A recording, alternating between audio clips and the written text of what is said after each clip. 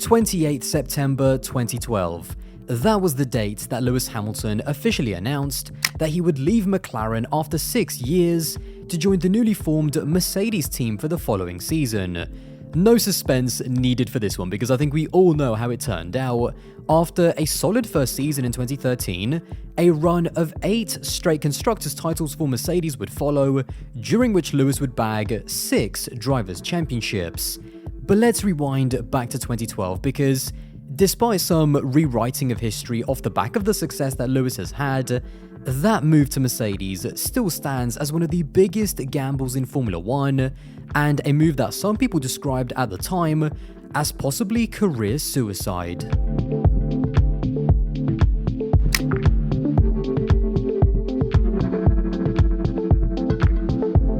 Lewis wanting to move away from McLaren in 2012 boils down to 3 main reasons. Technically, he could see that McLaren was starting to fall behind, operationally the team were making far too many mistakes, and emotionally he felt open to the idea of starting a new challenge. The MP427 is one of the most curious cars in F1 history. In terms of one-lap pace, especially in the hands of Lewis, it was easily as good as the RB8 in the hands of Seb. In the early parts of the season, it was actually the best car, although it did have some strange traits. For one, the tyre wear could be wildly inconsistent, and it also for some reason didn't seem to work as well in the wet. This is something that both drivers picked up on, which was strange because when it comes to Lewis Hamilton and Jenson Button, they might be some of the greatest wet weather drivers ever. Even though the car did improve after a big upgrade package in Germany, the last half of the season was defined by one very simple thing: unreliability. In Monza, Jenson suffered a fuel pressure issue, in Singapore Lewis suffered a gearbox issue, and in Abu Dhabi Lewis again suffered a fuel pressure issue. Both of Lewis's retirements came when he was leading the race and looked set to take fairly dominant wins. In a close season like 2012, those 50 points taken away were the absolute final nail in the coffin for any title challenge. It's not just that Lewis lost those points, it's the points that those incidents gave to Seb and Fernando. Operationally, McLaren were a mess. In 2012, they were notorious for the number of botched pit stops that they had with both drivers, and then in Spain, the team even misjudged Hamilton's qualifying fuel, which meant that even though he set pole position, he was then sent to the back of the grid. Now, just taking that one mistake as an example, if Maldonado and Alonso were battling for the win in cars which at that point were nowhere near as good as the McLaren, Lewis starting from pole should have been an easy win. A very apt comparison could be made with Ferrari in 2022, which hopefully just paints a picture of Lewis's frustrations at the time. All of these mistakes meant that even as early as Spain, Lewis already started to tell his management company to start talking to the other teams to just give Lewis his options if he did want to move. The emotional aspect is actually a really important one, and to be honest, I think it was actually the biggest driving force behind the move. However, before we get to that, how does a free case of beer sound? My pals at Beer52 are offering you a free case of 8 craft beers. Simply go to www.beer52.com/Aldas or check out the link at the very top of the description, and all you have to do is cover the meager postage cost of £5.95 to claim your free case right now. Beer52 is the biggest beer club in the world, and each month they send their members a case of beer from a different part of the world. So far, members have experienced beers from 40 different countries and spanning 5 continents. From big juicy pale ales to delicious sumptuous stouts, you can try the best beers from across the world with the UK's #1 beer club. If dark beers are not your thing, you can always choose just the light case. Also included is the award-winning Ferment magazine and a couple of tasty snacks as well. Even if after all of that you are still unsatisfied, you can simply pause or cancel your subscription at any time. So once again, that is www.beer52.com/Aldas or check out the link at the very top of the description to claim your free case right now and drink up. The bond between Lewis and McLaren seemed unbreakable, even more than Lando and McLaren now, and even more than Max with Red Bull now. We've got to remember that it wasn't just the time in Formula 1, but the 14 years Lewis was associated with McLaren, going all the way back to his karting days. The connection to Senna, the famous meeting with Ron Dennis when he was a kid, with Ron writing in his notebook to call him in a few years, and then his entire single-seater career being backed by McLaren as well. The problem is, by 2012, Lewis felt that at McLaren, all he could ever be was the protege. It was always going to be Ron discovered Lewis, and Ron made the team that Lewis is having all his success in. For Lewis, the opportunity to have his own team, his own project, and his own legacy was important. The 2012 season with the reliability problems and the botched title challenge by McLaren, I think that just tipped it over the top, and in a way was a sign that the time to move was now. The Mercedes component to all of this was actually pretty simple. Lewis himself admitted that there was never any other realistic option. It was reported that Lewis's management did have a chat to Ferrari and Red Bull, and although the prospect of Lewis versus Seb in 2013 would be spicy, Red Bull were already struggling to manage their relationship between Seb and Mark, let alone throwing Lewis into that frying pan as well. The choice for Lewis was either stay at McLaren or move to Mercedes with Schumacher making way. Mercedes were the only ones that had any tangible potential, and were also the only ones that could pay Lewis the salary that he deserved as a star of the sport and also a world champion.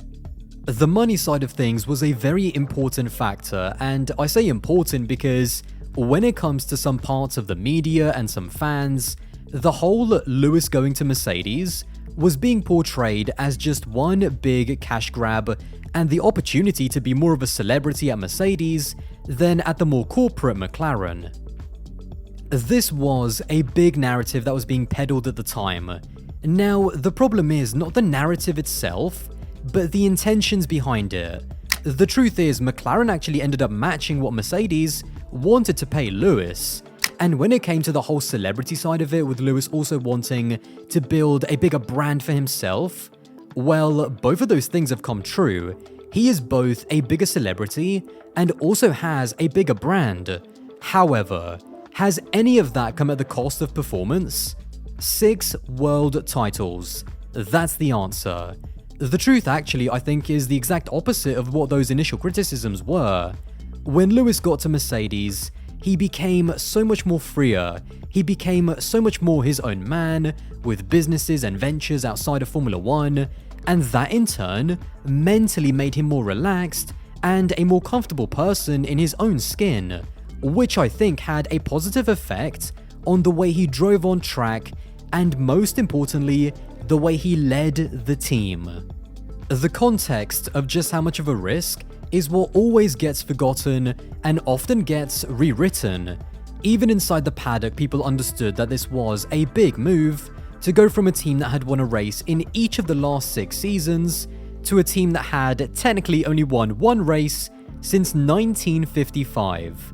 Famous F1 journalist David Tremayne in The Independent answered questions from fans about Lewis's move to Mercedes, with one answer being, especially when Hamilton recently reiterated that his #1 interest is winning, that makes his decision look like career suicide, given that Mercedes have won a single race to McLaren's 16 in the past 3 seasons since the German manufacturer bought Brawn in their World Championship winning year, and that while McLaren have challenged for the title in each of those years, Mercedes have not.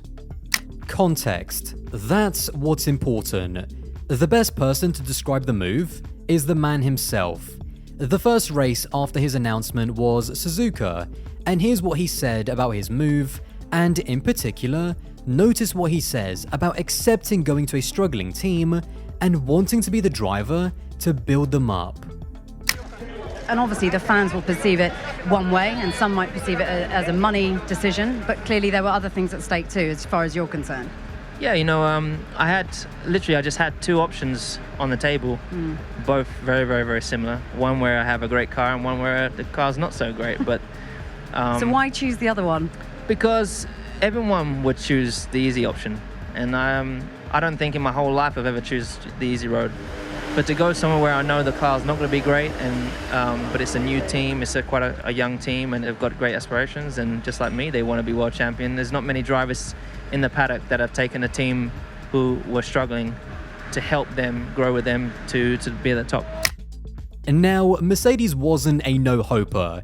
I don't want to make it sound like Lewis left McLaren for HRT or something, which is a bad analogy now that I think about it, considering that HRT went bust at the end of 2012 and weren't even on the grid for 2013, but anyway, you get my point. Yes, Mercedes was a huge risk, but there was the potential for it to also be a big reward. From the financial side, even in 2012, Daimler and Mercedes were still pumping millions into the team, but they just weren't run with the organization and leadership of a real top team.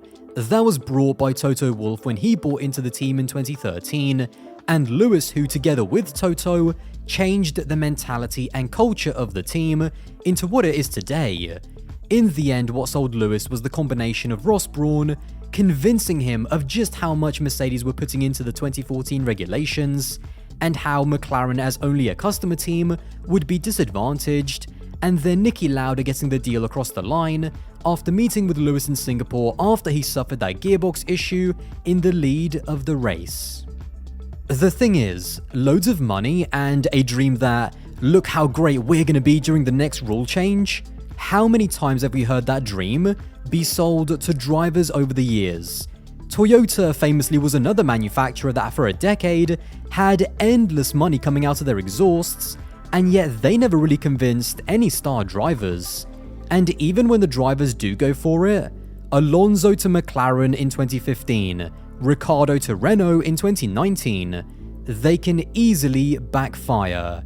These moves that actually work out are like a needle in a haystack, whilst the list of moves that never quite lived up to the expectation and promise, that list is endless.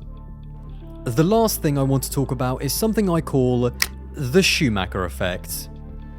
As Lewis started to get closer and closer to Schumacher's records, and as more and more people started the GOAT debate between the two, the comparison between Michael's move to Ferrari and Lewis's move to Mercedes also started.